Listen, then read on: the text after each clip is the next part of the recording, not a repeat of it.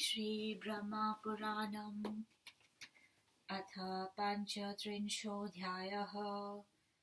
ब्रह्मोवाच ततस्तां ब्रुवं देवास्तदा गत्वा तु सुन्दरीं देवी शीघ्रेण कालेन धूर्जटिनिर्लोहिता स भर्ता तव देवेशो भवता मातपकृथा ततः प्रदक्षिणीकृत्य देवा विप्रा गिरेः सुतां जग्मुश्चादर्शनं तस्याः सा चापि विररामः सा देवी सूक्तमित्येव मुक्त्वा स्वस्याश्रमे शुभे द्वारि जातमशोकं च समुपाश्रित्य चास्थिता अथागाचन्द्रतिलकस्त्री दशार्तिहरोहरः विकृतं रूपमास्थाय ह्रस्वो बाहुकः एव च विभग्ननासिको भूत्वा कुब्जः केशान्तपिङ्गलः उवाच विकृतास्यश्च देवी त्वां वरयाम्यहम् अथो मा योगसंसिद्धा ज्ञात्वा शङ्करमागतम् अन्तर्भावविशुद्धात्मा कृपानुष्ठानलिप्सया तमुवाचार्घ्यपाद्याभ्यां मधुपर्केण चैवः सम्पूज्य सुमनाभिस्तं ब्राह्मणं ब्राह्मणप्रिया देव्युवाच भगवन् स्वतन्त्राहं पिता मे त्वग्रनिर्ग्रहे स प्रभुर्मम दाने वै कन्याहं द्विजपुङ्गव गत्वा याचस्व पितरं मम शैलेन्द्रमव्ययम् स चेद्ददाति मां विप्र तुभ्यं तदुचितं मम ब्रह्मोवाच ततः स भगवान् देवस्तथैव विकृतः प्रभु उवाच शैलराजानं सुतां मे यच्छ शैलराट् स तं विकृतरूपेण ज्ञात्वा रुद्रमथाव्ययम् भीतः शापाच्च विमना इदं वचनमब्रवीत् शैलेन्द्रोवाच भगवानवमन्येऽहं ब्राह्मणान् भुवि देवता मनीषितं तु यत्पूर्वं तच्छृणुष्व महामते स्वयंवरो मे दुहिर्तु भविता विप्रपूजिता वरयेद्यं स्वयं तत्र स भर्तास्या भविष्यति तच्छ्रुत्वा शैलवचनं भगवान् वृषभध्वज देव्या समीपमागत्य इदमाह महामनः शिवोवाच देवी पित्रा त्वनुज्ञात स्वयंवर इति श्रुतिः तत्र त्वं वरयित्रियं स ते भर्ता भवेदिति तद्दापृच्छ्य गमिष्यामि दुर्लभां त्वां वरानने रूपवन्तं समुत्सृज्य वृणोष्य सदृशं कथम् ब्रह्मोवाच तेनोक्ता सा तदा तत्र भावयन्ती तदीरितं भावञ्च रुद्रनिहितं प्रसादं मनस्ततथा सम्प्राप्योवाच देवेशं मा ते भूद्बुद्धिर्यन्यथा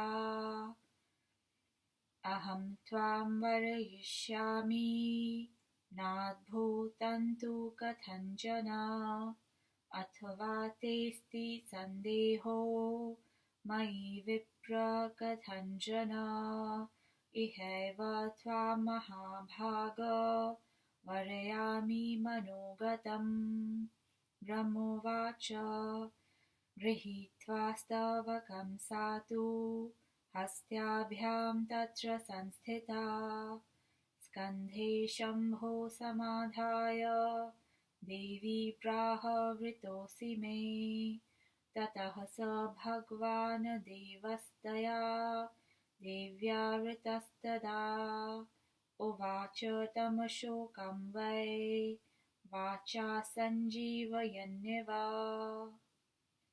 शिवोवाच यस्मात् तव सुपुण्येन स्तवकेन वृतोऽस्यहम् तस्मात् त्वं जरया त्वक्तस्त्वमर सम्भविष्यसि कामरूपी कामपुष्पः कामदोदयितो मम सर्वाभरणपुष्पाढ्यः सर्वपुष्पफलोपगः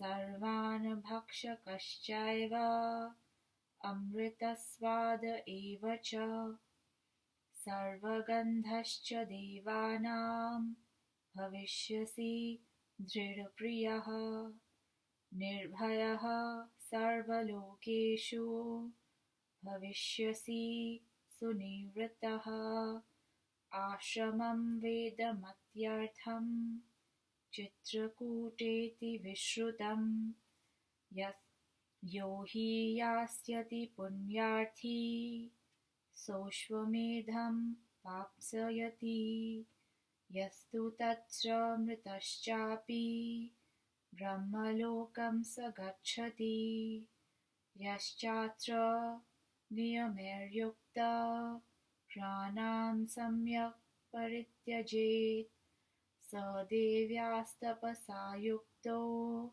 महागणपतिर्भवेत् ब्रह्मोवाच एवमुक्ता तदा देव आपृच्छ्य हिमवत्सुताम् अन्तर्दधे जगत्स्रष्टा सर्वभूतप ईश्वरः सापि देवी गते तस्मिन् भगवत्यमितात्मनि तत एवोन्मुखी भूत्वा शिलायां सम्बभूव उन्मुखी सा भवेत् तस्मिन् महेशे जगतां प्रभो निषेव चन्द्ररहिता न बभो विमनास्तदा अथ शुश्राव शब्दं च बाल्यास्तस्य शैलजा सरस्योदकसम्पूर्णे समीपे चाश्रमस्य च सकृत्वा बालरूपं तु देवदेव स्वयं शिवः क्रीडाहेतुसरो मध्ये ग्राहग्रस्तो भवत्तदा योगमायां समास्थाय प्रपञ्चोद्भवकारणं तद्रूपं सरसो मध्ये कृत्वैवं समभाषत बालोवाच त्रातु मा कश्चिदित्याह ग्राहेण हृतचेतसं धिक्कष्टं बाल एवाहं प्राप्तार्थमनोरथः प्रयामि निधनं वक्त्रे ग्राहस्यास्य दुरात्मनो शोचामि न स्वकं देहं ग्राहग्रस्तः सुदुःखितः यथा शोचामि पितरं मातरं च तपस्विनीं ग्राहगृहीतं मां श्रुत्वा प्राप्तं निधनमुत्सुकौ प्रियपुत्रा मे वेकपुत्रौ प्राणां न्यूनं त्यजिष्यत अहो बत सुकष्टं वै योऽहं बालो कृताश्रमा अन्तर्ग्राहेण ग्रस्तस्तु यास्यामि निधनं किल ब्रह्मोवाच श्रुत्वा तु देवी तं नादं विप्रस्यार्तस्य शोभना उत्थाय प्रस्थिता तत्र यत्र तिष्ठत्स योगविजा सा पश्यदिन्दुवदना बालकं चारुरूपिणं ग्राहस्य मुखमापन्नं वेपमानवस्थितं सोऽपि ग्राहवरः श्रीमान् दृष्ट्वा देवीमुपागतां तं गृहीत्वा द्रुतं यातो मध्यं सरस एव हि सकृष्यमाणस्तेजस्वी नादमार्तं तदाकरोत् अथाह देवी दुःखार्ता बालं दृष्ट्वा ग्रहावृतम् पार्वत्युवाच ग्राहराज महासत्त्व बालकं ह्रेकपुत्रकं विमुञ्जेमं महादृष्टं क्षिप्रं भीम पराक्रमा ग्राह्योवाच यो देवी दिवसे षष्ठे प्रथमं समुपैति मां स आहारो मम पुरा विहितो लोककर्तृभिः सोऽयं मम महाभागे षष्ठे हनिगिरीन्द्रजे ब्रह्मणा प्रेरितो नूनं नैनं मोक्ष्ये कथञ्चन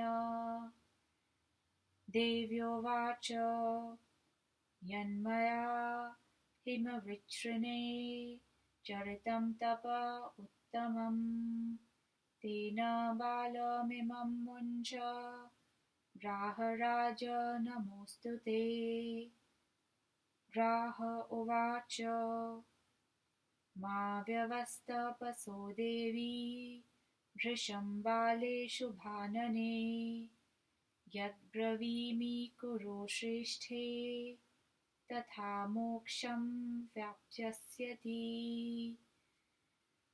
देव्योवाच ग्राहाधिपवदस्वाशु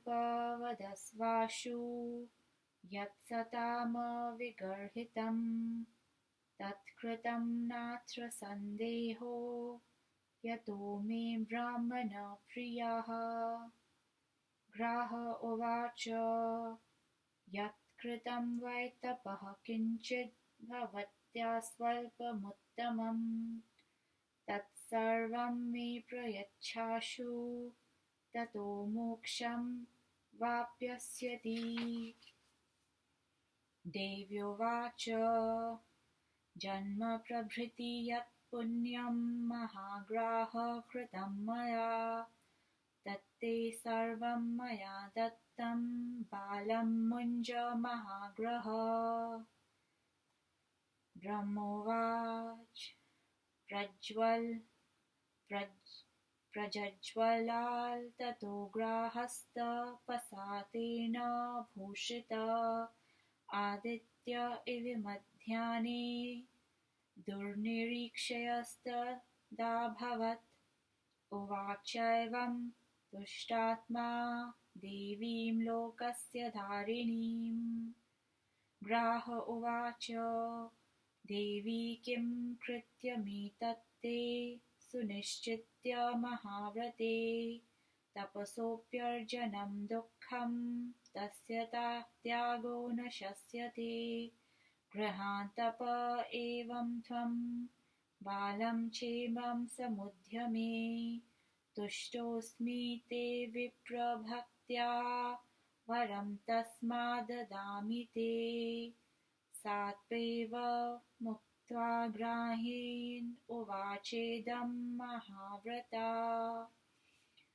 देव्योवाच देहेनापि मया ग्राह रक्ष्यो विप्र प्रयत्नत तपः पुनर्मया प्राप्तं न प्राप्यो ब्राह्मणः पुनः सुनिश्चित्य महाग्राह कृतं बालस्य मोक्षणं न विप्रेभ्यस्तपः श्रेष्ठं श्रेष्ठा मे ब्राह्मणा मताः दत्वा चाहं न गृह्णामि ग्राहेन्द्र विहतं हिते न हि कश्चिन्नरो ग्राह प्रदत्तं पुनराहरेत् दत्तमेतन्मया तुभ्यं नाददानीहि तत् पुनः त्वयैव रमतामेत द्वालश्चायं विमुच्यताम् ब्रह्मोवाच तथोक्तां प्रयस्याथ मुक्त्वा बालं नमस्य च देवीमादित्यावभासस्त्रैवान्तरधीयत बालोऽपि सरस्ततीरे मुक्तो ग्राहेण वै तदा स्वप्नलब्ध इवार्थोऽघस्त तपसोपचयं मत्वा देवी हिमगिरीन्द्रजा भूय एव तपः कर्तुमारेभे नियमस्थिता कर्तुकामां तपो भूयो ज्ञात्वा तां शङ्करः स्वयं प्रोवाच वचनं विप्रामा वृथास्तप इत्युत महमेतत्तपो देवी त्वया दत्तं महाव्रते तत्तेनैवाक्षयं तुभ्यं भविष्यति सहस्रधा इति लब्ध्वा वरं देवी तपसोक्षयमुत्तमम् स्वयंवरमुदीक्षन्ति तस्थौ प्रीता मुदायुता इदं पीठेद्यो हिरनरा सदैव बालानुभावाचरणं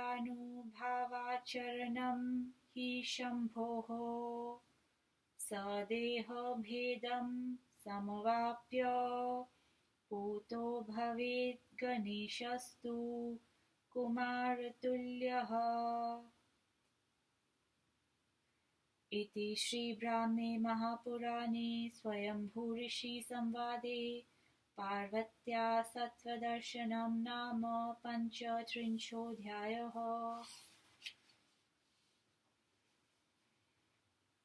उमा के साथ देवगण का कथन शिव पार्वती संवाद ग्राह तथा पार्वती की वार्ता पार्वती को शिव द्वारा वर प्रदान। ब्रह्मा कहते हैं, तदनंतर देवगण ने आकर उन शोभन अंगों वाली देवी उमा से कहा, हे देवी, शीघ्र ही नीलोहित धूर्जटी शंकर आपके पति होंगे, अतः आप अब तप न करें। हे ब्राह्मण वृंद, इसके पश्चात वे सभी देवता उमा की प्रदक्षिणा करके अंतर्हित हो गए। तब देवी ने विचार किया कि देवताओं ने अच्छी बात कही और तप से विरत हो गईं।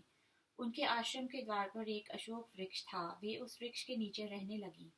तत्पश्चात देवगण की आरती का हरण करने वाले चंद्रमौली ने विकृत रूप धारण किया तथा वहां आ गए। उनकी बाहु छोटी थी, नासिका टूटी थी, पिंगल वर्ण अग्रभाग वाले केशों से युक्त थे। उन कुब्ज देह ने वहां आकर कहा, हे देवी, मैं तुम्हारा वरण करता हूँ। योग सिद्धा ब्राह्मणों की प्रिया उमा ने तब समझा कि ये तो शंकर आए हैं। उन्होंने भाव विशुद्ध अंतःकरण से शंकर की कृपा पाने हेतु अर्घ्य, पाद्य, मधुपर्क तथा पुष्पों से उन समागत ब्राह्मण की पूजा करके कहा। देवी कहती हैं, हे भगवान, मैं स्वाधीन नहीं हूँ, मेरे गृह में पिता प्रधान हैं। हे द्विज, मैं कन्या हूँ, मेरे दान के कर्ता एकमात्र मेरे पिता हैं। हे विप्र, मेरे पिता शैलराज हैं, आप उनसे मुझे मांगिए। यदि वे स्वयं मेरा दान आपको करेंगे तब वो मेरे लिए उचित होगा। ब्रह्मा कहते हैं, इसके अनंतर देवाधिदेव भगवान उस विरूप आकृति वाले ब्राह्मण वेश में शैलराज के पास आकर कहने लगे कि आप मुझे कन्या दीजिए। तब शैलराज विकृत रूप धर आए और अव्यय रुद्र को जानकर शाप के भय से डरने लगे तथा उन्होंने अनमने होकर उत्तर दिया। शैलराज ने कहा, हे प्रभु, मैं भूदेव ब्राह्मणों की अवमानना नहीं करता। इस विषय में मैंने जो पूर्व संकल्प किया था, आप उसे सुने। हे महामती, मेरी कन्या के विवाहार्थ एक स्वयंवर सभा बुलाई जाएगी। इसमें ब्राह्मण उपस्थित रहेंगे। उस स्वयंवर में मेरी कन्या जिसका भी वरण करेगी वही उसका पति होगा। पर्वतराज का यह वचन सुनकर भगवान ऋषभध्वज स्वयं देवी उमा के पास आकर कहने लगे। शिव ने कहा, हे देवी, मैंने ये सुना है कि पिता तुम्हारा स्वयं वर्ण करा रहे हैं। वहां आकर तुम जिसका भी वरण करोगी वही तुम्हारा पति होगा। हे वरानने, अतः मैं पूछता हूँ कि वहां आए रूपवान वरों को छोड़कर क्या अयोग्य वर की वरण करोगी? ब्रह्मा कहते हैं, ब्राह्मण की ये कहने पर उमा उनकी बातों पर विचार करते करते अपने रुद्र को अर्पित मनोभाव का चिंतन करके मन में प्रसन्न होकर देवादिदेव से कहने लगी, हे देवेश, आपकी बुद्धि अन्यथा ना सोचे, मैं आपका ही वरण करूंगी। मेरा कथन बदलेगा नहीं। हे विप्र, यदि अब भी आपके मन में कोई संदेह है तब मैं आपका सद्य ही मन से वरण करती हूँ। ब्रह्मा कहते हैं, तब उमा देवी ने अशोक स्तवक लेकर उसे शंभु के स्कंद पर रखा और कहा, मैं आपका वरण करती हूँ। इस प्रकार उमा देवी द्वारा वरण किए जाने पर तब मानो अपनी वाणी से शंभु ने अशोक वृक्ष को संजीवित करके कहा, मैं वृत हो गया, तुम काम रूपी काम पुष्प वाले मुझे सदा प्रिय रहोगे। हे अशोक, मैं तुम्हारी पवित्र मंजरी द्वारा वृत हुआ हूँ। तुम जरा रहित तथा अमर हो जाओ। देवगण के लिए तुम आभरण पुष्प तथा सर्व पुष्प फल रूप से मान्य रहोगे। तुम सर्वान भक्षण करने वाले अमृत के समान आस्वाद वाले तथा सर्वगंधवह रूप से प्रतिभात रहोगे। देवता तुम्हारे ऊपर सदा श्रद्धा करेंगे। तुम सभी लोकों में निर्भय तथा निश्चिंत रूप से अवस्थान करोगे।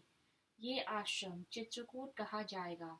जो कोई व्यक्ति यहाँ पुण्य संचयार्थ आएगा वह अश्वमेघ यज्ञ फल लाभ करेगा। यहाँ जो मृत होगा उसे ब्रह्मलोक की प्राप्ति होगी। जो व्यक्ति यहाँ नियम तत्पर रहकर प्राणों को छोड़ेगा वह उमा देवी की तपस्या से युक्त तथा महागणपति पद पर आसीन होगा। ब्रह्मा कहते हैं, तदनंतर जगत विधाता भूतपति देवदेव इस प्रकार गिरि नंदिनी से संभाषणोपरांत वहीं अंतर्हित हो गए। अमितात्मा देवदेव शिव के चले जाने पर गिरिजा देवी वहीं जगतपति के उद्देश्य से मन लगाकर एक शिला पर बैठ गईं। वे विमना होकर चंद्रमा से रहित रात्रि की तरह म्लान हो उठी। कुछ समय उपरांत पर्वत नंदिनी ने अपने आश्रम के सामने स्थित सरोवर से एक बालक के क्रंदन की आर्त ध्वनि सुना। देवाधिदेव शिव ने स्वयं क्रीड़ार्थ बालक रूप धारण किया और लीलावश सरोवर में एक ग्राह से पकड़े गए। उन्होंने योग माया का अवलंबन लेकर प्रपंच के उद्भव हेतु बालक देह धारण किया और चिल्लाने लगे, मुझे ग्राह ने पकड़ा, कोई बचाओ, क्या भयानक कष्ट है, मैं बालक हूँ। अभी मेरा जीवन का कोई मनोरथ पूरा ही नहीं हुआ। मैं इस दुरात्मा ग्राह के मुख में पड़ा मर रहा हूँ। ये मेरा ग्रास कर रहा है। मेरे दीन माता पिता को जो कष्ट होगा तथा मुझे उनके लिए जो दुख होगा उतना दुख मैं अपने लिए नहीं कर रहा। मैं उनका इकलौता पुत्र हूँ। मेरे मरने का समाचार सुनकर वे भी मृत हो जाएंगे। क्या दारुण कष्ट है, मैं बालक हूँ। मैं बिना किसी ब्रह्मचर्यादि आश्रम का पालन किए ग्रस्त होकर मृत हो रहा हूँ। ब्रह्मा कहते हैं, जब देवी उमा ने विप्र बालक का ये आर्तनाद सुना तब वे शीघ्रता से उठकर उस बालक के पास पहुंची। देखा अत्यंत स्वरूप, लेकिन ग्रास से ग्रसित होकर काम रहा है।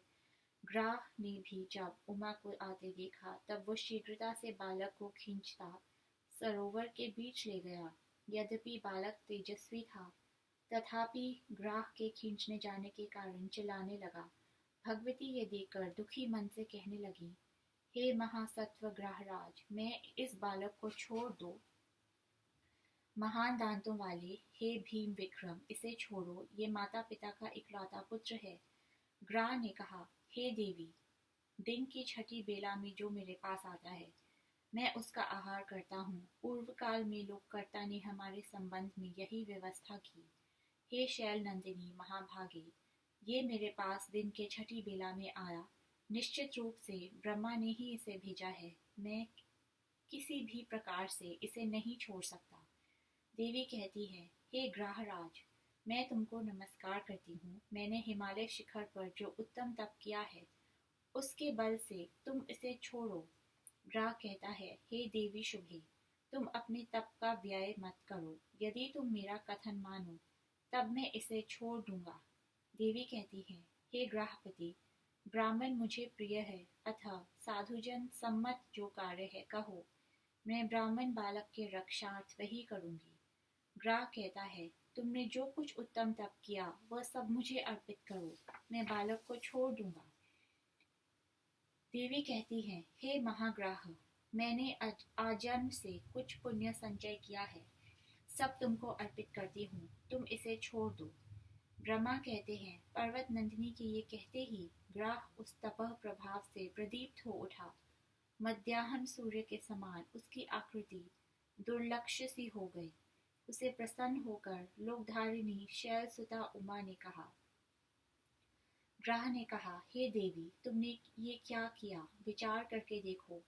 तप संचय में बहुत कष्ट सहना पड़ता है, उसे त्यागना कदापि संगत नहीं है। अतः मैं तुम्हारे ब्राह्मण भक्ति से प्रसन्न हूँ। मैं तुमको वर देता हूँ, तुम अपना तप तथा इस बालक को ग्रहण करो। देवी कहती हैं, हे ग्राह, शरीर त्याग कर भी यदि ब्राह्मण की रक्षा हो सके, तब वो मेरा कर्तव्य है। यत्न द्वारा तो तप पुनः संचित हो सकता है, लेकिन तब ये विप्र बालक कैसे मिलेगा? मैंने ये सब विचार पूर्वक ही बालक की मुक्ति का उपाय किया था। विप्र की तुलना में कभी भी तप श्रेष्ठ नहीं है। मेरे मतानुसार ब्राह्मण श्रेष्ठ है। मैंने तप दान किया है, दान को वापस नहीं लूंगी। कोई भी श्रेष्ठ व्यक्ति दी गई वस्तु वापस नहीं लेता। ये तप तुम में ही प्रतिभात हो। मेरी कामना है कि तुम बालक को छोड़ो। ब्राह्मण कहते हैं, उमा द्वारा ये कहते कि सूर्य के समान उज्जवल आभा वाला ग्राह देवी की प्रशंसा करने लगा। उसने बालक को छोड़ा तथा वहां से अंतर्धान हो गया। वह ग्राह से मुक्त किया गया बालक भी उस सरोवर तट से उसी प्रकार अंतर्हित हो गया, जैसे स्वप्न में मिली औषधि जागते ही गायब हो जाती है। इधर उमा ने सोचा कि उसका तप क्षयभूत हो गया। वह पुनः तपश्चरण हेतु नियम ग्रहण करने लगी। तब शंकर ने उनको पुनः तपोद्यत देखा। तब उन्होंने कहा, हे प्रिय, अब तुम तप मत करो। हे महाव्रते, मुझे ही तुमने अपना तप दान किया है।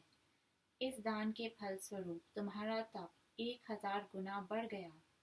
वह तप अक्षय हो गया।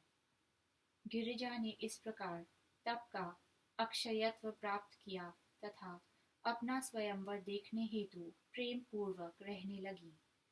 जो मनुष्य शंकर के इस बाल भाव का आचरण करता है, देहांत होने पर वह कुमार के समान गणाधिपति होता है।